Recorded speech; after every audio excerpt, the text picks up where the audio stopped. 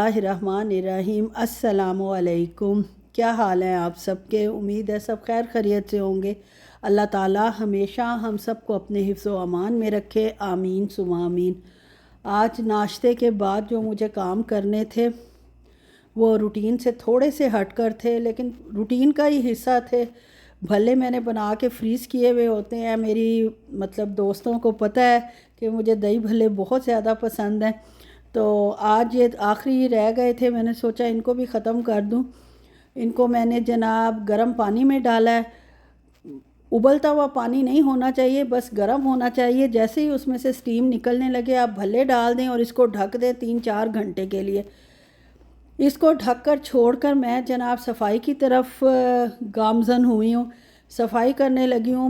इतने यार भोर गिरते हैं ना, मुझे समझ नहीं आती। एक तो इतनी गंदी टाइलों का हमारे कलर है ना, इस पे मुझे हर वक्त गुस्सा चढ़ा रहता है कि दो बंदे बड़े बड़े माशाल्लाह इस उम्र को पहुँच गए हैं, लेकिन जनाब सफाई उसी तरह रोज़ होती है जैसे छोटे बच्चों वाले घर में होती है। खैर जनाब करनी तो पड़ती है जब भी हो, और ख़ास तौर पे जब बहुत साफ़ घर रखो तो हल्का सा कुछ भी गिर जाए तो आपको पता है कि वो कितना ज़्यादा नुमायाँ हो जाता है। तो आलू का हाल देख लें, आलू की रूट्स निकल रही हैं। ऐसा मौसम आ गया, लेकिन शुक्र है आलू कुछ बेहतर हुए हैं। सऊदीया में पहले तो बहुत ज़्यादा मीठे आलू थे। मैंने अरूज अदनान का शुक्रिया अदा करना था। उन्होंने मेरी बहुत मेरी बहुत दुआएं उनके लिए हैं। अल्लाह ताला उन्हें दीनों दुनिया में कामयाबियां अता फ़रमाए, आमीन सुमा आमीन। वक्त पर उन्होंने मुझे एक तरफ तवज्जो दिलवाई, जिसकी वजह से अल्लाह ताला बस सबकी इज़्ज़तों को और सबको महफूज रखे, आमीन सुमा आमीन। बहुत शुक्रिया बहरहाल अरूज अदनान साहिबा आपका। आलू मैंने काट लिए हैं और आज जनाब फरमाइश हुई थी कि आलू के पराठे बनाए जाएं, और मैंने उनसे पूछा कि आपको मैंने पूछा क्या, मैंने कहा नाश्ते में बना दूंगी। कहते नाश्ते में आलू के पराठे कौन खाता है, ये तो रात को खाते हैं। ये हमारे डॉक्टर साहब हैं और ये उनके ख़यालात हैं और ये उनकी सोच है कि उनको नाश्ते में पराठा सिर्फ सिंपल चाहिए, जो बिल्कुल सादा पराठा हो, और जनाब वैसे रात के वक्त वो ये पराठा खा लेंगे आलू वाला। तो उसके लिए मैंने आलू बॉईल होने के लिए रख दिए थे, और उसके बाद जनाब मशीन लगानी थी। मशीन हफ्ते में 2 दफ़ा तो लाजमी हमारी भी माशाल्लाह लगती है। एक दिन छोड़ के एक दिन भी कपड़े चेंज करो, क्योंकि मौसम अब थोड़ा चेंज हो गया है। और इतना ज़ाहिर है गर्द व गुबार भी आजकल इधर तो नहीं है खैर सऊदीया में, तो कपड़े एक दिन के बाद ही चेंज करने होते हैं और नहाना भी एक दिन के बाद ही होता है। तो फिर हफ्ते में 2 दफ़ा मोर देन एनफ होते हैं। दूध ख़त्म हुआ था और मैं जनाब आखिरी डब्बे तक इस इंतज़ार में थी कि कहीं ऑफ़र में लगेगा तो लूँगी। ना ऑफ़र लगी अल्हम्दुलिल्लाह, और ना मुझे दूध मिला। खैर फिर भी वो कहते हैं ना कि अल्लाह किस्मत में हो तो कोई अच्छी चीज़ मिल ही जाती है। 70 रियाल का ये डब्बा हो गया। जब हम पाकिस्तान में से आए थे तो ये जनाब 32-38 का बड़ी आसानी से मिल जाता था। खैर अब हमें आए हुए भी माशाल्लाह माशाल्लाह 21 साल हो गए हैं, तो इस अरसे में ज़ाहिर है वही कीमतें तो नहीं रहनी थी जो शुरू में थी, लेकिन बहरहाल अब जो है प्राइसेस बहुत ज़्यादा हो चुकी हैं। रियाद में ख़र्चे बहुत ज़्यादा सऊदीया में बढ़ चुके हैं। हमारा भी रियाद से डायरेक्ट ताल्लुक़ ही बन जाता है। मज़ामिया इतनी दूर नहीं है, हमारा सारी शॉपिंग आना जाना हर वक्त रियाद में ही रहता है।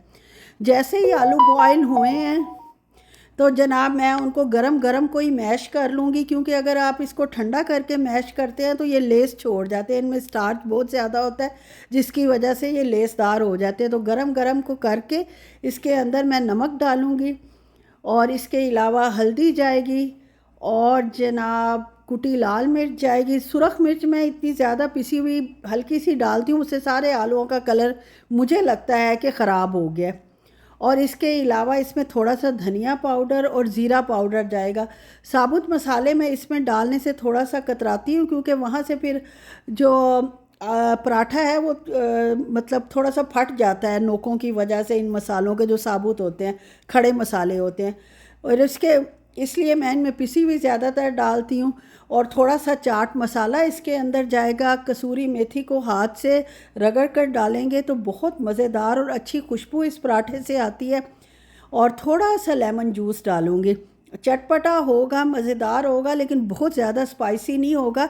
बैलेंस स्पाइसेस हैं इसमें। इस तरीके से अगर आप भी बनाते हैं पराठा तो आपको बहुत मज़े का लगेगा। और इसमें मैंने थोड़ी सी कसूरी मेथी भी डाल दी है, आखिर में थोड़ा सा हरा धनिया भी डालूँगी। और पहले मैं इसको बड़े तमीज़ से मिक्स कर रही हूँ। और लेकिन अब ये तमीज़ कब तक रहती है, जब तक ये आसानी से मिक्स हो रहा है। उसके बाद जो हाथ से मिक्सिंग का मज़ा है, आप लोग एग्री करेंगे इस चीज़ से कि वो मज़ा जो है किसी और चीज़ में नहीं है। इसमें थोड़ा सा मैंने वो फ्लेवरिंग पाउडर भी डालती हूँ, उससे पराठे में बहुत अच्छा डिफरेंट सा टेस्ट आ जाता है, जो कि नॉर्मल आप लोगों को देखने में नहीं मिलता। बस जनाब हरा धनिया डाल के मैंने इसको अच्छे से मिक्स कर लिया है। और अब मैं रख दूँगी इसको डब्बे में डाल के। बनेंगे ये रात को, लेकिन दिन के वक्त मैं नाश्ते के बाद सारी तैयारी कर लेती हूँ और घर को नीट कर देती हूँ, ताकि अगले दिन तक ये कुछ बेहतर हालत में रह जाए। अब जनाब हरा धनिया जो है, कभी भी बाज़ार से लाकर उसको धो के स्टोर ना करें। अगर धो के स्टोर करेंगे तो फिर फ्रीज़ करें, फिर आपका धनिया ख़राब नहीं होगा। इसको बग़ैर धोए थोड़ा सा सुखा लें जितना मॉइस्चर इसके अंदर है, और इसको आप काट लें, डंडियों समेत काटें। डंडियाँ फेंकने वाली धनिया की नहीं होती, क्योंकि ये काफ़ी एरोमेटिक होती हैं, बहुत खुशबू इनके अंदर होती है।